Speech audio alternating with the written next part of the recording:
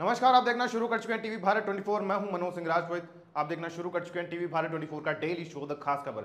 आज की खास खबर में बात करेंगे चौथे दिन के अपडेट की कि इजराइल और पैलेस्टाइन के बीच में चलने वाला वॉर अब तक कहां पहुंचा है, क्या इसके अंदर अपडेट है, किन देशों ने इनका साथ दिया है, कौन देश इनके विद्रोह में खड़े हुए हैं, किन किन देशों के अंदर पैलेस्टाइन के सपोर्ट में नारे लगे हैं। और आपको एक चीज और बता दूं, ऑस्ट्रेलिया के अंदर से एक वीडियो वायरल निकलकर सामने आया है जहां पर कुछ लोग हैं वो एक हॉल के बाहर खड़े हो गए और नारे लगा रहे हैं गेस द जूस। इसका मतलब यह है कि जैसे हिटलर ने जूस को मारा था गैस चैम्बर में डालकर, उसी तरीके से फिर से जूस को मारना चाहिए। इस प्रकार के नारों को ऑस्ट्रेलिया की गवर्नमेंट किस तरीके से टैकल करने वाली है, इसके ऊपर भी बात करेंगे। लेकिन उससे पहले आज की कुछ खास हेडलाइंस और अंत में बात करेंगे कि किस तरीके से हमास, जो कि पहले एक पॉलिटिकल ग्रुप हुआ करता था, वो कन्वर्ट होकर एक आतंकवादी गुट के अंदर तब्दील हो गया है। किन देशों ने इनका साथ दिया था, किन रेडिकलाइज धर्म गुरुओं ने इसको इस मोड़ पर लाकर खड़ा कर दिया। आज के वीडियो में बात करेंगे सबसे पहले हेडलाइंस के बारे में। हमास के आतंकियों ने गाजा पट्टी से महज 400 मीटर की दूरी पर किबुत्जू कफर अला, जो एक जगह का नाम है, वहां पर मौत का नंगा नाच किया गया है। तकरीबन 40 से भी ज्यादा छोटे बच्चे, जिसके अंदर दूध मुंहे बच्चे भी शामिल थे, उनके सर धड़ से अलग कर दिए गए हैं। एक महिला की डेड बॉडी मिली है जिसके जो प्रेग्नेंट थी, उसके पेट पर इतनी गोलियां मारी गई कि उसका जो बच्चा है, नवजात शिशु जो कि उसके केनाल से जुड़ा हुआ था, वो बाहर आके गिर गया और दोनों की मौत हो गई। अब इस प्रकार की परिस्थिति को देखा जाए, जब वो रिजर्व सैनिक वहां पर पहुंचे तो उनको 100 से भी ज्यादा महिलाएं और बच्चे मिले हैं मारे हुए।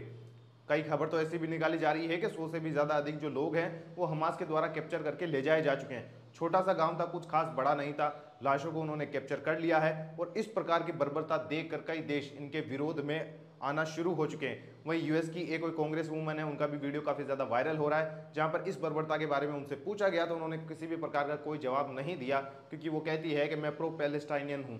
वैसे इनको बता दूं कि पैलेस्टाइन ने अटैक नहीं किया है, हमास ने अटैक किया है, जो कि एक आतंकवादी गुट है। वही बात करेंगे आज की दूसरी हेडलाइन के बारे में, तो वो निकल कर आ रही है जो बाइडन के द्वारा। दरअसल जो बाइडन ने जो इजराइल के राष्ट्रपति है बेंजामिन नेतन्याहू, उनसे बात करते हुए ये कहा है कि जो गाजा पट्टी के अंदर सिविलियंस है, जिनका सबसे कोई लेना देना नहीं है, उनको वहां से इवैक्यूएट करना पड़ेगा और किसी और देश के अंदर उनको रिफ्यूजी वाला स्टेटस देना पड़ेगा। जो कि अब बातचीत चल रही है इजिप्ट के साथ में कि गाजा पट्टी में स्थित जो सिविलियंस है, क्योंकि वहां पर बिजली, पानी और जो उनका फूड सप्लाई है वो सारा काट दिया गया है। अब आतंकी गुटों को तकरीबन उनको पकड़ने में काफ़ी ज़्यादा समय लगने वाला है, तो तब तक ये सारी सुविधाएं बंद रहेगी। तो जो नॉर्मल सिविलियंस हैं उनका क्या होने वाला है, तो अभी इसी पे बातचीत हो रही है कि उन सारे लोगों को निकालकर इजिप्ट में शिफ्ट कर दिया जाए। वहीं बात करेंगे आज की तीसरी हेडलाइन के बारे में, तो निकल कर आ रही है कि अब तक कितने लोग मारे जा चुके हैं। दरअसल इजरायली सेना है, उन्होंने ये कंफर्म कर दिया है कि अब तक की लड़ाई के अंदर तकरीबन 2100 लोगों की मौत हो चुकी है। और यहाँ पर इजरायली जो लोग हैं वो तकरीबन 1300 के आसपास हैं। और वही जवाबी कार्यवाही के अंदर बाकी हमास के सिविलियन मारे गए हैं। ये मेरी बात आप कान खोल कर सुने कि तकरीबन 900 से 1000 के आसपास सिविलियंस या फिर इनमें से कुछ एक टेररिस्ट भी है। वहीं प्योर अगर हमास टेररिस्ट की बात करूं तो वो तकरीबन 1500 के आसपास है, जिनको इजरायली सेना ने मार गिराया है और कईयों को बंदी बना लिया है, जिसकी आबादी तक 250-300 के आसपास बताई जा रही है कि इतने टेररिस्ट है, उनको गिरफ्तार कर लिया गया है। वहीं बात करेंगे आज की आखिरी हेडलाइन के बारे में, तो वो निकल कर आ रही है फिलिस्तीन के राजदूत है, जो पैलेस्टाइन है उसके राजदूत है, वहां से निकल कर आ रही है, जहां पर उन्होंने यूएन को एक पत्र लिखा, जहां पर उन्होंने ये कहा कि इजराइल जो कर रहा है वो क्रूर अमानवता का उदाहरण है। लोगों पर बम गिराए जा रहे हैं, उन्हें अपने घर छोड़ने पर मजबूर किया जा रहा है, उनके सामने भुखमरी के हालात पैदा किए गए हैं, उनके राष्ट्रीय अस्तित्व को मिटाने का प्रयास हो रहा है। ये किसी बड़े नरसंहार से कम नहीं है, ये कृत्य तो युद्ध अपराध की श्रेणी में ही आता है। राजदूत रियास मंसूर ने यह अपील करते हुए यह भी कहा कि सभी देशों को आगे आकर इजराइल की इस कार्यवाही को रोकना पड़ेगा।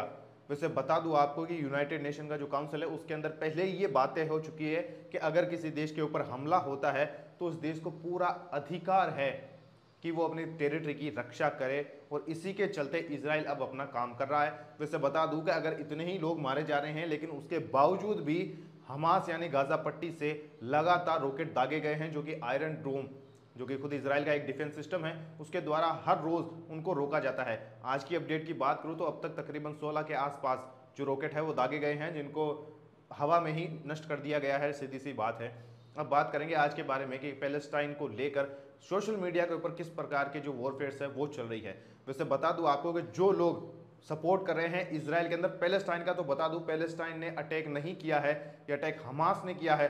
जो लोग भी पैलेस्टाइन के नाम पर इस बर्बरता को या फिर जिस चीज़ को भी दिखाने की कोशिश कर रहे हैं वो कहीं ना कहीं हमास का ही सपोर्ट कर रहे हैं, क्योंकि पैलेस्टाइन ने अटैक नहीं किया है, ये क्लियर सी बात है। वहीं आगे बात करेंगे तो अब आखिरकार ये परिस्थिति आई कैसे। दरअसल जब 1948 के अंदर 15 मई को इसराइल की स्थापना की जाती है, तब उसके चौथे दिन बाद ही अरब कंट्रीज़ के द्वारा वहाँ पर अटैक कर दिया जाता है। अगर हम थोड़ा सा हिस्ट्री में पीछे जाएं, तकरीबन 4000 साल पहले, तो उस समय पर मुस्लिम नहीं हुआ करते थे। उस समय सिर्फ यहूदियों के ही कुछ धर्म हुआ करते थे और कई सारे कबीले हुआ करते थे। जिस जगह पर आज इसराइल है, उस जगह को पहले इसराइल का जो क्षेत्र है वो बोला जाता था। अभी उसका मेरे को प्रॉपर नाम याद नहीं आ रहा, लेकिन मैं नीचे आपको लिख के बता दूंगा।